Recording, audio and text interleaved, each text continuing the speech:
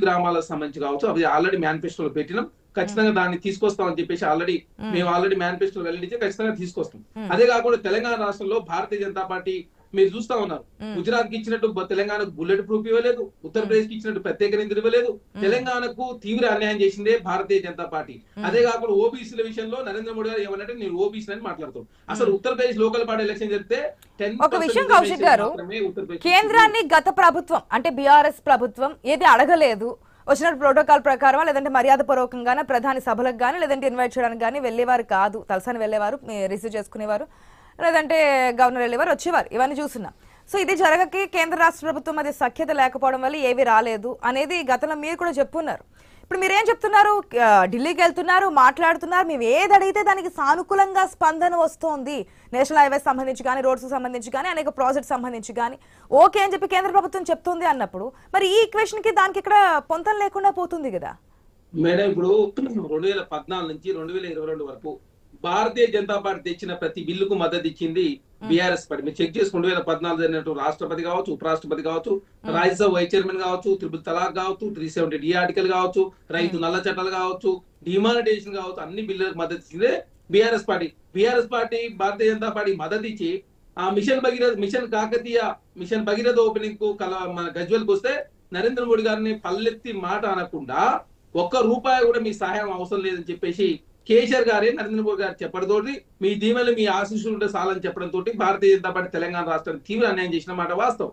అదే కాకుండా BRS party Bharatiya Janata party అన్ని బిల్లులకు మద్దతు ఇచ్చి దేశంలో భారతీయ జనతా పార్టీ అదే గెలుపు కోసం కావచ్చు, భారతీయ జనతా పార్టీ బలంగా పనిచేసారు. అంతే కదా, జాతీయ పార్టీలో కూడా మీరే వస్తారు కాబట్టి కేంద్రంలో ఇప్పుడు మళ్ళీ రాష్ట్రంలో కూడా మీరు 14 సాధిస్తే ఇవన్నీ చేసి తీరుతాం అంటున్నారు. ఒక నిమిషం అండి. వాసుదేవరావు గారు, గుడ్ మార్నింగ్ అండి.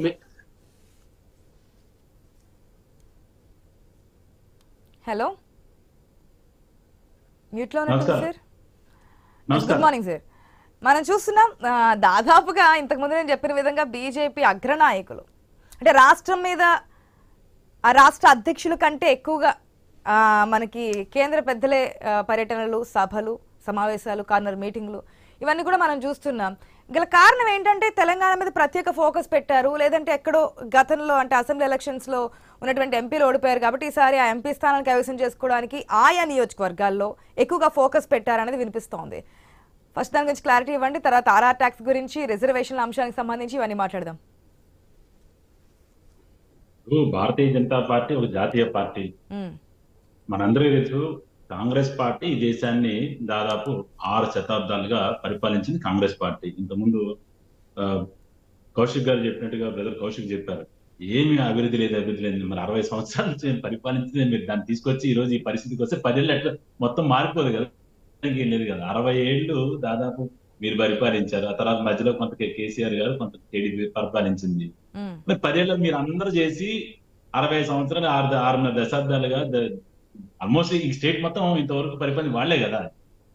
ఈ రోజు ఈ పరిస్థితి కారణం ఎవరనేది వాళ్ళే చెప్తున్నారు. ఈ పరిస్థితి మేమే కారణం. మరి 10 ఏళ్లలో మ్యాజిక్ భారతీయ జనతా పార్టీ దేశంలో అధికారంలో ఉంది కానీ ఈ రాష్ట్రంలో అధికారం లేదు. కాబట్టి ఆ పరిస్థితిని చక్కదిద్దడం కోసమే, ఈ యొక్క రాష్ట్రాన్ని మళ్ళీ బాగుపరచడం కోసమే మరి భారతీయ జనతా పార్టీ కంకణం కట్టుకుంది. ఏదైతే మీరు అగ్రనాయకులు వస్తున్నారు అంటే దాని అర్థం ఏంటంటే అగ్రనాయకులు ఈ సౌత్ మీద కూడా, ఈ యొక్క తెలంగాణ మీద కూడా ఫోకస్ పెట్టిందని. మరి అక్కడ పరిస్థితి ఏంటంటే మన కాంగ్రెస్ పార్టీ యొక్క పరిస్థితి ఏంటంటే 2014 అనుకుని 44 సీట్లు 42 సీట్లు ఉన్నాయి. అది కింద మీద పడితే 2019 52 సీట్లు వచ్చింది. ఇక వాళ్ళ జాతీయ పార్టీ అనే పరిస్థితుల్లోంచి ఎప్పుడు రీజనల్ పార్టీ పడిపోతుందో మనకు తెలియదు. వాళ్ళ టెన్షన్ లో వాళ్ళు ఉన్నారు. అసలు ఎక్కడ తిరగాలో, ఎటు పోవాలో, ఎటు చూసినా ఇబ్బందులే ఉన్నాయి. మొత్తం దేశం అంతా కూడా ఎటు చూసినా ఎక్కడ పనిచేసే పరిస్థితి లేదు. రాహుల్ గాంధీ గారు ఎటు తిరగాలో ఎటు తిరగకూడదు. మరి మొన్నటి దాకా అరే అమేథీలో మా స్మృతి ఇరానీ గారి చేతిలో ఓడిపోయి మళ్ళా రెండోసారి అక్కడ పోటీ చేసి గెలిస్తే సంతోషం, కానీ తల్లిచాటు బిడ్డలాగా ఆయన మళ్ళా రాయ్బరేలీలో తల్లి ఏదైతే సోనియా గాంధీ గారు మరి రాజ్యసభకి వెళ్ళారు, ఈయన కూడా నెక్స్ట్ ఇప్పుడు అమేథీకి వెళ్ళి తర్వాత అక్కడ ఓడిపోయిన తర్వాత తల్లి బాటలోనే ఈయన కూడా రాజ్యసభకి వెళ్ళే పరిస్థితి మనం అందరం చూస్తున్నాం. వాయనాడులో ఎప్పుడైతే ఓడిపోతామని డౌట్ వచ్చిందో వారికి, మరి అక్కడ ఏ పద్ధతిన వాయినాడు కాన్స్టిట్యున్సీ ని ఎంచుకున్నారో మన అందరూ తెలుసు. అసలు వాయినాడు ఎందుకు రాహుల్ గాంధీ గారు ఓకే, తీసుకున్నారో తెలంగాణ మనందరికీ విషయానికి తెలుసు. వద్దాము అసలు భాస్కరరావు గారు. మైనారిటీ ఎందుకంటే మిగిలిన చాలా తక్కువ సమయం, 3 రోజులు మాత్రమే. తెలంగాణలో మీరు అనుకున్నటువంటి 12 కంటే ఎక్కువ ఎంపీ స్థానాలు సాధించాలన్నా ఈ డిబేట్ ఎంతో కొంత ప్రభావితం చేస్తుంది. కాబట్టి ఎంతవరకు అంటే తెలంగాణ స్టేట్కి సంబంధించి ఇటు రేవంత్ రెడ్డి కావచ్చు, ఈ 3 రోజులు రాహుల్ గాంధీ, మల్లికార్జున ఖర్గే, ప్రియాంక గాంధీ ముగ్గురి సభలు కూడా ఉన్నాయి. ఇదే స్థాయిలో కౌంటర్ అటాక్ ఉంటుంది. జాతీయ పార్టీ ఏం చేసింది, మేము తెలంగాణ ఇచ్చినటువంటి పార్టీ మాది, ఈ విధంగా చేస్తాము. మేము ఇప్పటి వరకు బీజేపీ 10 సంవత్సరాల అధికారంలో ఉన్నప్పుడు విభజన హామీలు చేయలేకపోయింది, మేము చేస్తాము అనే విధానాన్ని తీసుకొచ్చే అవకాశం కూడా కనిపిస్తుంది. ఎందుకంటే ప్రత్యేక మేనిఫెస్టో అదే పెట్టున్నారు కాబట్టి. విభజన హామీలు అని మాట్లాడుతున్నారు. విభజన హామీలు రెండు విభజన హామీల్లో ఒకటి ఉక్కు ఫ్యాక్టరీ, అక్కడ ఫీజిబిలిటీ లేదని చెప్పి అనేక సార్లు చాలా స్పష్టంగా సైంటిఫిక్ గా చేసి ఆ ఉక్కు ఫ్యాక్టరీ అక్కడ ఉన్నప్పుడున్న మెటీరియల్ నాట్ ఫిట్ అని చెప్పి దానివల్ల అక్కడ రాలేదు. రెండోది వరంగల్ రైల్వే కోచ్ ఫ్యాక్టరీ ఏదైనా దాన్ని ఓవరాలింగ్ ఫ్యాక్టరీ ఇవ్వడం జరిగింది. కావాల్సింది ఇక్కడ ఉద్యోగ కల్పన కావాలా, అంతేగాని ఇదే ఫ్యాక్టరీ కావాలి అన్నది తప్పు. అది ప్రజలందరూ చూస్తున్నారు. ఈ రోజు దాని గురించి మాట్లాడే ముచ్చటే లేదు. ఓన్లీ కాంగ్రెస్ నాయకులు వాళ్ళకి అవకాశం ఉన్నప్పుడల్లా ఆ 2 మాటలు ఇతరం తప్పితే జాతీయ హోదా ఇవన్నీ కూడా తీసుకొస్తున్నారు కదా, కొన్ని పాయింట్స్ పెట్టుకున్నారు వాళ్ళు. 5 మండలాలు తీసుకొస్తామని 100 అడగచ్చు. 100 అడగచ్చు, అడగడం తప్పే ఉంది. నేను కూడా ఈ రాష్ట్రం చెందిన వాళ్ళం కాబట్టి మేము కూడా 10 అడిగితే కనీసం 7-8 వస్తాయని. కానీ దాని ఫీజిబిలిటీ అనుకుంటుంది. ఒక తెలంగాణ అనేది ఏమి లోటు బడ్జెట్ తో వచ్చిన రాష్ట్రం కాదు, ఇది మిగులు బడ్జెట్ తో వచ్చింది. మనం ఒకటి ఆలోచించాల్సింది, తెలంగాణ రాష్ట్రం లోటు బడ్జెట్ రాలేదు, మంచి ధనవంతమైన రాష్ట్రంగా వచ్చిన తర్వాత దీన్ని ఏ విధంగా ఈ రోజు రూపాంతరం చెంది అది ఆలోచించాల్సింది పోయి మనం ఆ ఏదైతే ఫీజిబిలిటీ లేని ఈ రాలేదు అదే పదే పాడిందే పాట పాసిబుల్ భద్రని టైప్ లో మాట్లాడుతున్నారు. మేము ఈ 10 సంవత్సరాల్లో ఏం చేసామనేది ప్రజలకు తెలుసు. మేము కూడా చాలా స్పష్టంగా మన రిపోర్ట్ కార్డు, ప్రోగ్రెస్ కార్డు స్పష్టంగా బ్లాక్ అండ్ వైట్ లో మనం ఇచ్చాం. మనం ఇప్పుడు నవోదయ స్కూల్స్ మాట్లాడుతున్నారు మన కౌశిక్ గారు. ఈ రోజు నవోదయ స్కూల్స్ కొత్తగా ఈ దేశం మన రాష్ట్రంలో నవోదయ స్కూల్స్ దగ్గర 9 కనీసం ఈ జలజీవన్ కొత్తగా 20 కస్తూర్బా స్కూల్స్ మనం ఇక్కడ ఇచ్చాము. అదే విధంగా నేషనల్ మెరిట్స్ కౌన్సిల్ 46 కోట్లు, జలజీవన్ మిషన్ 23 కోట్లు, మధ్యాహ్న భోజనం పథకం 16.3 కోట్లు, పిఎం శ్రీ పథకం. వాళ్ళు క్వశ్చన్ చేస్తున్నది ఏంటంటే అన్ని రాష్ట్రాలతో పాటు మాకు కాదు, ప్రత్యేకంగా ఏదైతే గుజరాత్ కి సంబంధించి డెవలప్మెంట్ ఏ విధంగా కేంద్రం సహకరించిందో తెలంగాణలో అది నేషనల్ హైవేస్ కావచ్చు, నవోదయాలు కావచ్చు, మెడికల్ కాలేజీలు కావచ్చు, అన్ని రాష్ట్రాలకి కేంద్రం ఇవ్వాల్సినవే. ఎందుకంటే అక్కడ డబుల్ ఇంజన్ సర్కార్ ఉన్నా, లేదంటే సింగిల్ పార్టీ ప్రాంతీయ పార్టీ ఉన్నా, జాతీయ పార్టీ కాంగ్రెస్ పార్టీ ఉన్నా. మీకు మెడికల్ కాలేజీ అంటే ఏం చేయాలి? సెంట్రల్ గవర్నమెంట్ వచ్చి డైరెక్ట్ మెడికల్ కాలేజ్ పెట్టదమ్మా. మెడికల్ కాలేజీ కావాలంటే రాష్ట్ర ప్రభుత్వం ప్రపోజల్ ఇచ్చి ల్యాండ్ చూపించి అప్రూవల్స్ కోసం పెట్టాలి. అంతేగాని ఇది సెంట్రల్ గవర్నమెంట్ సబ్జెక్ట్ కాదు. ఈ సబ్జెక్ట్ అనేది state subject. State government proposal పెట్టి మాకు ఖమ్మంలో మాకు కావాలి. ఖమ్మంలో మరి ఇప్పటి వరకు మొన్న వచ్చింది ప్రభుత్వ వైద్య కళాశాల. ఎందుకని ఇక్కడ పువ్వాడ అజయ్ కుమార్ గారికి ఉన్న ప్రైవేట్ మెడికల్ కాలేజీ దెబ్బతింటుందని చెప్పి దాన్ని తొక్కి ఇక తట్టుకోలేక ఎలక్షన్స్ ముందు ఖమ్మంలో కూడా ఒక మెడికల్ కాలేజ్ వచ్చింది.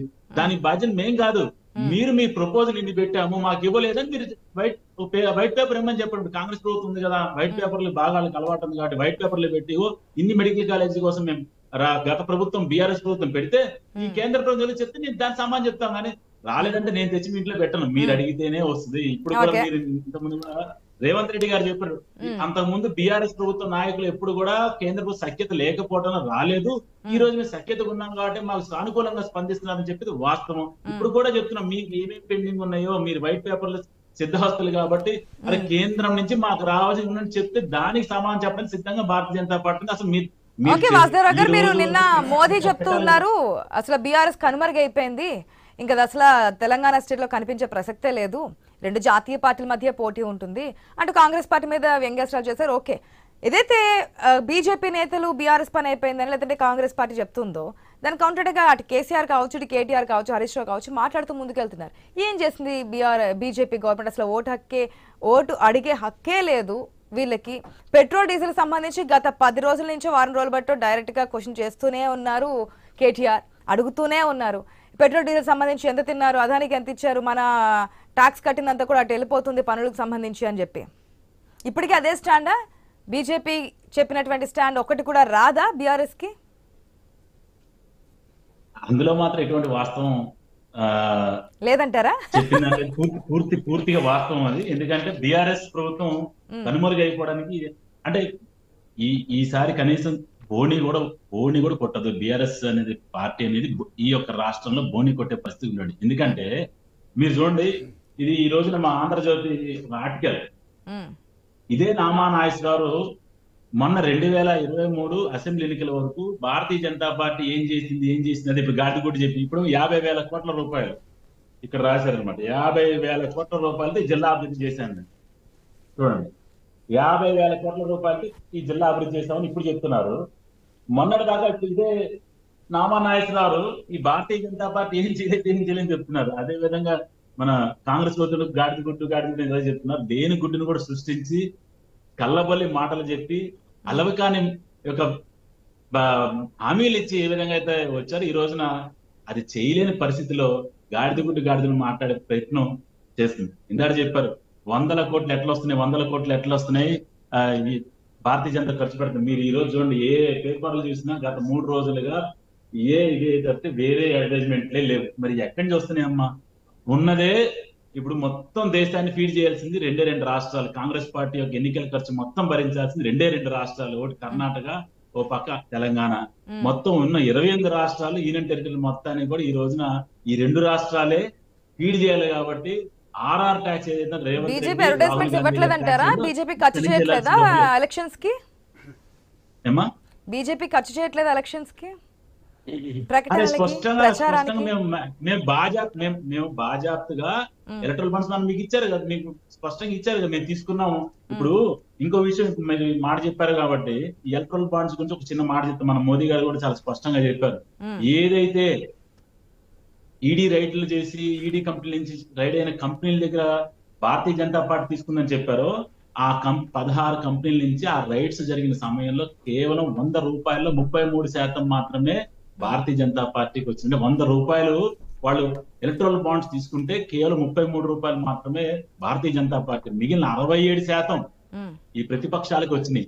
ఎందుకు ఇస్తున్నారు మరి? ప్రతిపక్షాలకు ఎందుకు ఇస్తున్నారు? ఎందుకంటే ఈ అవినీతి జరిగిందంతా కూడా ఆ ప్రభుత్వ సమయంలో అవినీతిని కనుమరుగైపోతుంది అనేటువంటి పార్టీ కూడా ఉంది కాబట్టి వాళ్ళు కూడా దూకుడుగా ముందుకెళ్తున్నారు.